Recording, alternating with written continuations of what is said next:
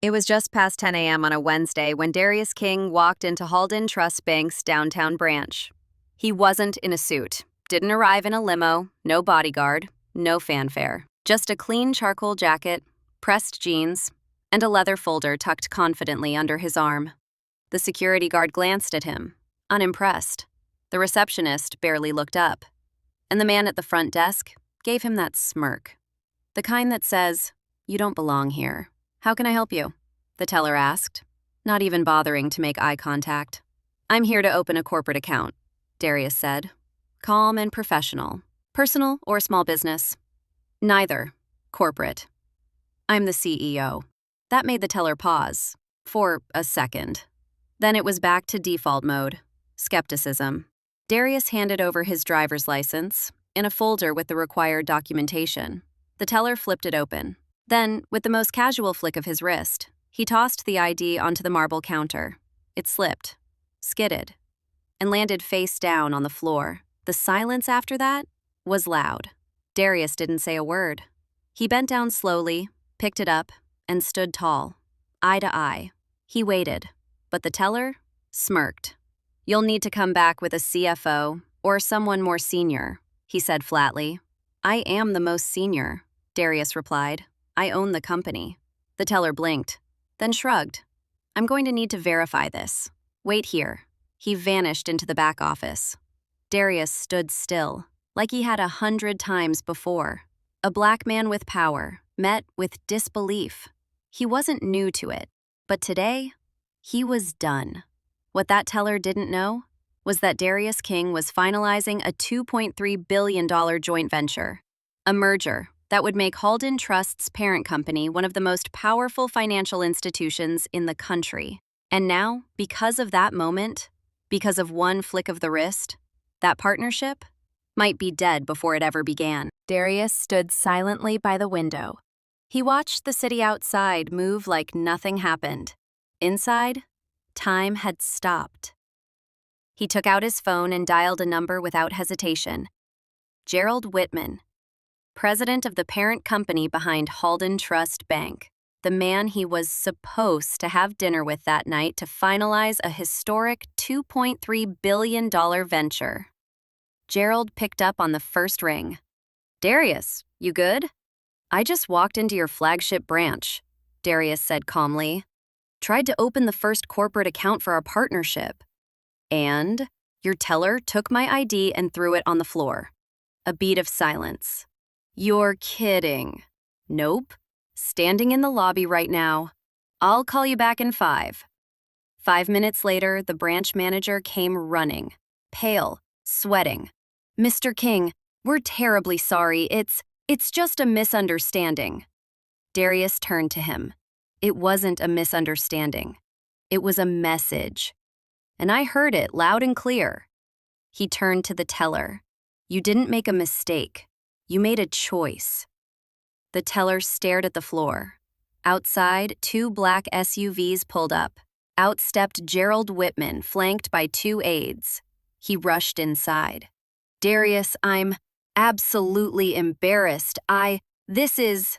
Darius didn't raise his voice. "This is what culture looks like, Gerald. You don't measure it by mission statements. You measure it by moments like this." He handed Gerald a folder. Inside, the unsent agreement. A $2.3 billion commitment. "I was going to sign this today, launch our joint venture. But I won't.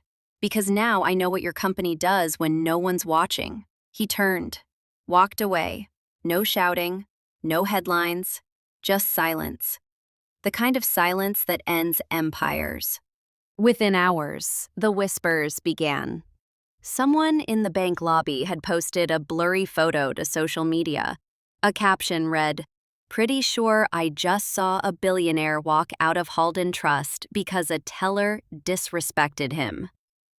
Another user commented, "That was Darius King. I work at HQ. If this is what I think it is, Halden's done." The post exploded. Within 3 hours, it hit 40,000 shares. By sundown, it was all over business Twitter. The bank stayed silent. No statement, no apology, no accountability. And then, the floodgates opened. Black CEO ends $2.3 billion deal after racist treatment at bank.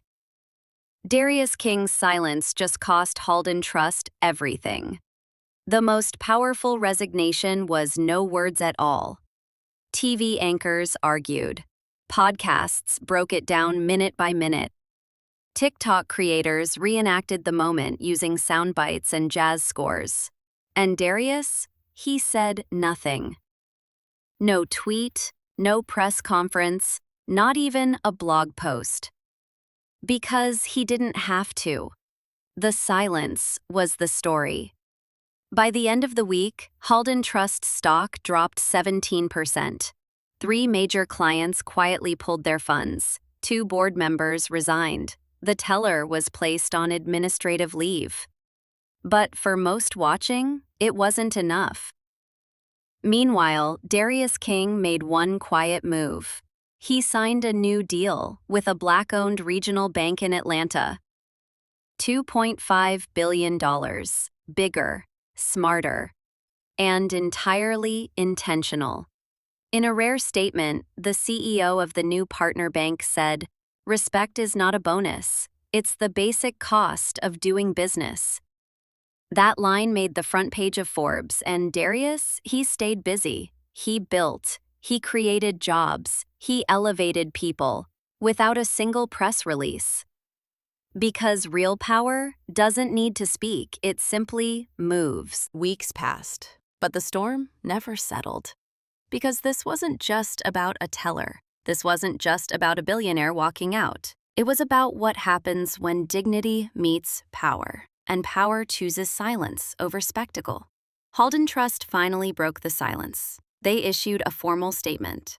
"We're investigating the situation. We remain committed to diversity. It was a misunderstanding, but it was too late. The public had seen enough. The markets had too.